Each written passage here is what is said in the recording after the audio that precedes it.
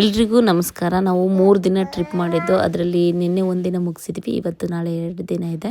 ನಾವು ನಿನ್ನೆ ಧರ್ಮಸ್ಥಳ, ಸುಬ್ರಹ್ಮಣ್ಯ, ಸೌತಡ್ಕ, ಸಶಿಲೇಶ್ವರ, ಸೂರ್ಯ ದೇವಸ್ಥಾನ ಆಗಲಿ ಅಥವಾ ರಾಮ ದೇವಸ್ಥಾನ ಆಗಲಿ ಎಲ್ಲ ಮುಗಿಸಿ ಧರ್ಮಸ್ಥಳದಲ್ಲಿ ಆಲ್ಟ್ ಆಗಿದ್ದು. ಇವತ್ತು ಅಲ್ಲಿಂದ ಹೊರಡ್ತಾ ಇದ್ವಿ. ಕೊರಗಜ್ಜಾಗೆ ಹೋಗ್ಬಿಟ್ಟು ಬರೋಣ ಅಂತ ಹೇಳ್ಬಿಟ್ಟು. ಹಾಗೆ ತಿಂಡಿಗೆ ಅಂತ ಹೇಳಿ ಬಂದಿದ್ದು. ನಮ್ಮ ಮನೆಯವರು ಏನು ಇಷ್ಟಪಟ್ಟು ಓಪನ್ ಬಟರ್ ದೋಸೆ ತಗೊಂಡ್ರು. ಅದು ತುಂಬಾನೇ ಸಕ್ಕತ್ತಾಗಿತ್ತು ಅಂತ ಹೇಳಿದ್ರು. ಬಿಸಿ ಬಿಸಿ ಕಾಫಿ ಕುಡ್ಕೊಂಡು ಹೊರಟು ಅಲ್ಲಿಂದ ಹೋಗ್ತಿದ್ದಾಗೆ ಕೊರಗಜ್ಜ ಮುಗಿಸಿ ಅಲ್ಲಿಂದ 300 ಬಂಡಾರ ಬೈಲು ದೇವಸ್ಥಾನಕ್ಕೆ ಬಂದಿದ್ದೇವೆ.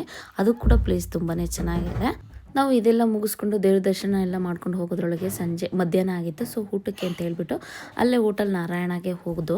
ಅಂದರೆ ಅದು ತುಂಬಾ ಚೆನ್ನಾಗಿದೆ, ಫಿಶ್ಗೆ ತುಂಬ ಫೇಮಸ್ ಅಂತ ಹೇಳಿದರು. ಹಾಗಾಗಿ ಅಲ್ಲಿ ಹೋಗಿ ವಿಸಿಟ್ ಮಾಡಿದ್ದು. ಆ ಫಿಶ್ ಎಲ್ಲ ತುಂಬಾ ಚೆನ್ನಾಗಿತ್ತು. ಬಟ್ ಇಲ್ಲಿ ನಾವು ಫಿಶ್ ತಿನ್ನಲ್ಲ. ಸೊ ಹಾಗಾಗಿ ನಮಗೆ ಅಂತ ಹೇಳ್ಬಿಟ್ಟು ಬೇರೆ ಮछली ಹೋಟಿಗೆ ಅಂತ ಕರ್ಕೊಬಂದಿದ್ದಾರೆ. ನಮ್ಮ ಮನೆಯವರು ಲಾಸ್ಟು ಇಲ್ಲಿಗೆ ಬಂದಿದ್ರಂತೆ ಮछली ಹೋಟೆಲ್ಗೆ.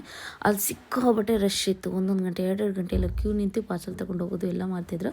ಬಟ್ ನಮಗೆ ಪಾಪ ಪರಿಚಯ ಇರೋತ್ತಿಗೆ ಬೇಗ ಬಂದು 4 ಗಂಟೆ ಒಳಗೆ ನಮ್ಮ ಕರ್ಕೊಂಡ್ರು ಒಳಗೆ. ಅಲ್ಲಿ ಮಾತ್ರ ಫುಡ್ ಸಖತ್ತಾಗಿತ್ತು. ಏನೋ ಚಿಕನ್ ಗೀ ರೋಸ್ಟು ಮತ್ತೆ ಕ್ರ್ಯಾಬು ಮತ್ತೆ ಸಿಲ್ವರ್ ಫಿಶ್ ಮತ್ತೆ ಕಬಾಬು ಎಲ್ಲ ತಿನ್ಕೊಂಡು ಹೊರಟು. ಇನ್ನು ಅಲ್ಲಿಂದ ನಮ್ಮಮ್ಮ ವೆಜ್ ಅಲ್ವಾ, ಇನ್ನು ಅವರಿಗೆ ಅಂತ ಹೇಳ್ಬಿಟ್ಟು ಅಲ್ಲಿ ಬೇರೆ ಕಡೆ ಹೋಟೆಲ್ಗೆ ಹೋಗಿದ್ದೀವಿ. ಅದೆಲ್ಲ ಮುಗಿಸ್ಕೊಂಡು ಈಗ ಸಾಲಿಗ್ರಾಮ ಕಯಾಕಿಂಗ್ ಪಾಯಿಂಟ್ಗೆ ಬಂದಿದ್ದೀವಿ. ಬೆಳಗ್ಗೆ ಎಲ್ಲ ನಾವು ಬರೀ ಬಿಸಿಲಲ್ಲೇ ಸುತ್ತಾಡಿರೋದ್ರಿಂದ ಇಲ್ಲಿ ಬಂದಿದ ತಕ್ಷಣ ಸಂಜೆ ತುಂಬಾನೇ ಚೆನ್ನಾಗಿತ್ತು ವೆದರ್ ಅಂತನೂ. ಈಚೆ ಟ್ರಿಪ್ ಪ್ಲಾನ್ ಮಾಡಿದವರು ಇಲ್ಲೊಂದು ವಿಸಿಟ್ ಮಾಡಲೇಬಹುದು. ಹಾಗೆ ಇದ್ರ ಫುಲ್ ಲೆಂತಿ ವಿಡಿಯೋನ ನಾನು ಪೂಜಾ ಕೇರ ಯೂಟ್ಯೂಬ್ ಚಾನಲ್ ಅಲ್ಲಿ ಅಪ್ಲೋಡ್ ಮಾಡಿರ್ತೀನಿ. ಇಂಟ್ರೆಸ್ಟ್ ಇದ್ದವರು ಹೋಗಿ ಚೆಕ್ ಮಾಡಬಹುದು. ಎಲ್ರಿಗೂ ಧನ್ಯವಾದಗಳು.